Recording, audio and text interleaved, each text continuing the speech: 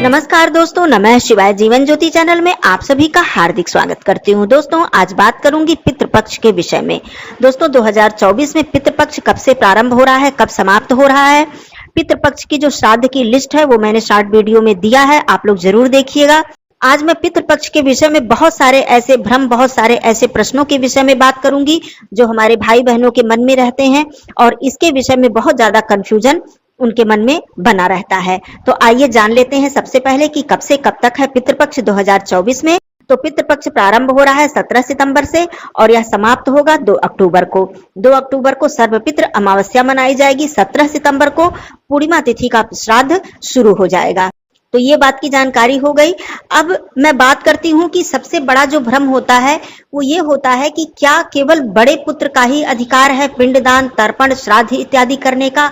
मान लीजिए किसी भी माता पिता के एक से अधिक संतान हैं, एक से अधिक पुत्र हैं, 2 हैं, 3 हैं, 4 हैं, तो क्या केवल बड़े पुत्र का ही सारा अधिकार है, बाकी किसी भी पुत्र को तर्पण, श्राद्ध इत्यादि नहीं करना चाहिए। तो आइए इस बात को स्पष्ट रूप से समझ लेते हैं। देखिए, यदि आपके सभी भाई इकट्ठे रहते हैं, ऐसा तो आजकल बहुत कम ही हो रहा है, सभी लोग अपने कार्य के लिए अलग अलग जगहों पर रह रहे हैं। तो यदि एक साथ आप रहते हैं तो बड़े पुत्र जो हैं उनका पिंडदान करने का अधिकार उन्हीं का होता है, पिंडदान वही करते हैं।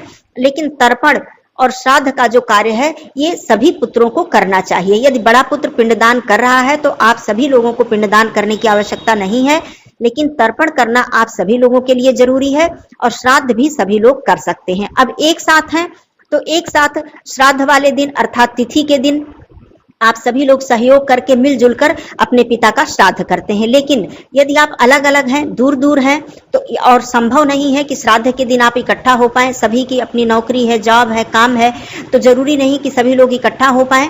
तो ऐसे में क्या करें। तो देखिए, यदि आपको जानकारी है कि बड़े पुत्र जो हैं वो पिंडदान इत्यादि का कार्य कर रहे हैं तो ये अच्छी बात है, लेकिन आप लोग अलग अलग हैं तो अपने पिता के निमित्त, माता के निमित्त आपको 15 दिन मतलब पूरे पितृपक्ष में तर्पण करना है और उनके तिथि के दिन आपको श्राद्ध अवश्य करना है। क्योंकि आप अलग हैं, दूर हैं, तो ये कार्य आपको करना है।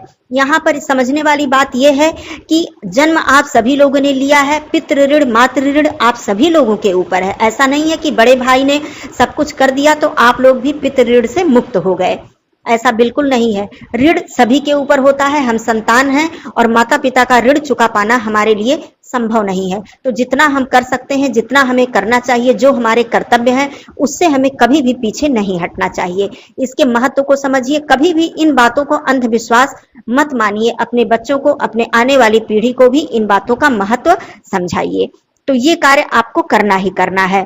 और दूसरा महत्वपूर्ण कार्य कि इन 15 दिनों में मतलब 16 दिनों में 16 दिनों का पितृपक्ष होता है। संध्या के समय अपने पितरों के निमित्त दीपदान भी आपको अवश्य ही करना है अपने घर की दक्षिण दिशा की तरफ। ये कार्य भी आपको करना है। ये बात हो गई। अब बात करती हूँ कि सबसे ज्यादा जो प्रश्न आता है कि क्या हम घर में पूजा नहीं कर सकते हैं, मंदिर में पूजा नहीं कर सकते हैं क्योंकि पितृपक्ष में हमें देवताओं की पूजा नहीं करनी चाहिए। बिल्कुल नहीं, ये भ्रम बिल्कुल अपने मन में मत पालिएगा। अपने घर की पूजा भी आप करेंगे, भगवान सूर्य देव जी को जल भी आप देंगे। यदि आप आसपास आपके घर के मंदिर है, आप जाते हैं तो वहां भी आप पूजा कर सकते हैं। केवल कौन से कार्य वर्जित होते हैं, आप अपने घर में कोई विशेष अनुष्ठान, विशेष पूजा पाठ, कोई मांगलिक कार्य जैसे मुंडन, जनेऊ इत्यादि जो मांगलिक शुभ कार्य होते हैं, ये सारे कार्य नहीं कर सकते हैं। लेकिन जो दैनिक आपके कार्य हैं उसमें कहीं से कोई बाधा नहीं आती है। ये सारे कार्य आप नियमित रूप से करिए। बहुत से लोग जो पुराने समय के लोग थे वो क्या करते हैं कि पूरे पितृपक्ष में भगवान की पूजा करना ही छोड़ देते हैं, अपने घर के मंदिर में धूप दीप ही नहीं जलाते हैं। तो ये बिल्कुल गलत है। भगवान की पूजा भी उसी तरह से होगी और अपने पितृ के निमित्त आपका जो श्राद्ध है, पिंडदान है, तर्पण का कार्य है, दीपदान का कार्य है, ये भी आपको नियमित रूप से पूरी श्रद्धा से करना है। दोस्तों, यदि पितृपक्ष में आपके बच्चे का जन्मदिन पड़ जाता है तो क्या जन्मदिन हमें मनाना चाहिए? जी बिल्कुल मनाना चाहिए जन्मदिन। लेकिन यहाँ पर मैं बता दूं कि जन्मदिन मनाते समय आपको शुद्ध सात्विक भोजन ही बनाना चाहिए, किसी तामसिक भोजन का प्रयोग आपको नहीं करना चाहिए। अपने बच्चे को नया वस्त्र इस दिन धारण नहीं कराना चाहिए। बिल्कुल कोरा जो वस्त्र होता है कि बिल्कुल एक बार का भी पहना हुआ नहीं है, ऐसा वस्त्र धारण मत कराइएगा। एक बार का पहना हुआ हो तो वो वस्त्र भी नया ही होता है।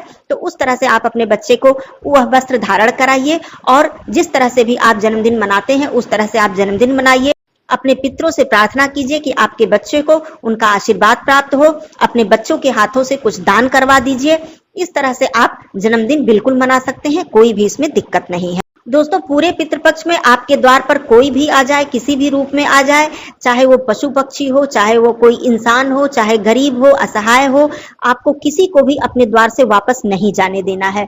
दूसरी बात का यह ध्यान देना है कि इस पूरे पितृपक्ष में आपको किसी भी जीव जंतु को जूठा भोजन नहीं देना है। कौओं को या गौ माता को आपको जूठा भोजन नहीं देना है। पंचबली आपको रोज निकालनी है। पूरी विधि मैंने बताई है पिछली वीडियो में, आप लोग जरूर देख लीजिएगा, वो वीडियो आ चुकी है चैनल पे। तो पंचबली आपको निकालनी है और ये जो पंचबली होती है बिल्कुल साफ और स्वच्छ होना चाहिए। इसमें से जूठा भोजन आपको पूरे पितृपक्ष में जूठा भोजन पशु पक्षियों को बिल्कुल नहीं देना है। अब दोस्तों, एक बात और भी समझ लीजिए कि जो भी मेरे पुरुष भाई हैं उन्हें 15 दिनों तक दाढ़ी और बाल नहीं कटवाने होते हैं, लेकिन इन 15 दिनों में एक दिन ऐसा आता है जिस दिन उन्हें दाढ़ी और बाल अपने कटवाने होते हैं। वो है पिंडदान वाला दिन, अर्थात आपके पूर्वज की तिथि वाला दिन, जिस दिन आप श्राद्ध करते हैं, पिंडदान करते हैं। उस दिन बड़ा पुत्र है या फिर जो भी पुत्र कर रहे हैं वो अपने बाल और दाढ़ी को पूरी तरह से कटवा कर ही पिंडदान करते हैं।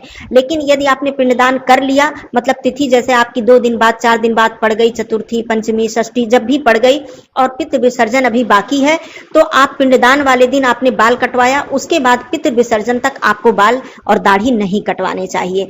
ऐसा मत सोचिए कि पिंडदान हमने कर लिया, अब हमारा जो ये दोष है वो मिट गया, अब हम बाल और दाढ़ी प्रतिदिन कटवा सकते हैं। ऐसा मत कीजिएगा। पितृ विसर्जन कर लेने के बाद ही आप बाल और दाढ़ी, नाखून इत्यादि काटिएगा। केवल पिंडदान वाले दिन आपको अपने बाल कटवाने होते हैं।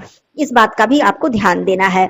इसी प्रकार से सबसे महत्वपूर्ण बात यह भी है कि जो बहू अपने सास का श्राद्ध करती हैं, जैसे कि सास नहीं है तो वो लोग अपने सास का श्राद्ध मातृ नवमी के दिन करती हैं। तो मान लीजिए जिस तरह पुत्र के विषय में मैंने बताया कि 1 से अधिक पुत्र हैं, उसी प्रकार 1 से अधिक जब बहू हैं जिन भी सास की, तो क्या वो सभी लोग श्राद्ध करेंगी? बिल्कुल करेंगी। तर्पण और श्राद्ध सभी लोग करेंगी। अलग अलग हैं, दूर दूर हैं, जहां भी आप रह रही हैं वहां भी अपने सास के निमित्त आपको तर्पण प्रतिदिन करना है, श्राद्ध नवमी के दिन करना है और दीपदान पूरे 15 दिन आपको अपने पितरों के निमित्त करना ही करना है। ये कभी मत सोचिएगा कि बड़ी बहू कर रही हैं तो हम इन सारे कर्तव्यों से हमें बिल्कुल छुटकारा मिल गया। यदि आप ऐसा नहीं करती हैं तो आप पितृ ऋण से मुक्त नहीं हो पाएंगी और इसका जो परिणाम है वो आपके संतान, आपके परिवार पर पड़ेगा और कहीं ना कहीं कुछ न कुछ परेशानियां आपके जीवन में बनी रहेंगी, क्योंकि पितरों को प्रसन्न करना बहुत ही आवश्यक है और यह कार्य आपको करना ही करना है। जिस दिन आप श्राद्ध करेंगी, चाहे मातृ श्राद्ध हो या फिर पितृ श्राद्ध हो, जिस दिन आप करेंगी या फिर सर्व पितृ अमावस्या पर आप श्राद्ध कर रही हैं, श्राद्ध का भोजन हमेशा साफ सुथरे रसोई घर में आपको बनाना है। उस भोजन से सबसे पहले कोई भी परिवार का सदस्य भोजन नहीं करेगा। सबसे पहले आप पंचबली भोग निकालेंगी, उसके बाद ब्राह्मण भोज कराएंगी, उसके बाद ही आपके परिवार के सदस्य उस भोजन को ग्रहण करें। अब मान लीजिए कि बच्चे हैं, स्कूल जाना है, उनके लिए टिफिन बनाना है, नाश्ता तैयार करना है, तो क्या करें? तो देखिए, ऐसे में आप सबसे पहले अपने बच्चों के लिए टिफिन इत्यादि आप तैयार कर दें। उसके बाद किचन की फिर से साफ सफाई कर लें, पात्र इत्यादि को धुल लें और उसके बाद श्राद्ध का भोजन फिर से साफ सफाई से आप बनाएं, पंचबली निकालें, ब्राह्मण भोज कराएं, बिल्कुल श्रद्धा से, प्रेम से। उसके बाद ही आप लोग भोजन ग्रहण करें। और जो भी श्राद्ध करते हैं, मतलब पुरुष हो या महिला हो, जो भी श्राद्ध करने वाले व्यक्ति हैं, उन्हें भोजन या कोई भी अन्न ग्रहण तब तक नहीं करना चाहिए जब तक कि ब्राह्मण भोजन न कर लें।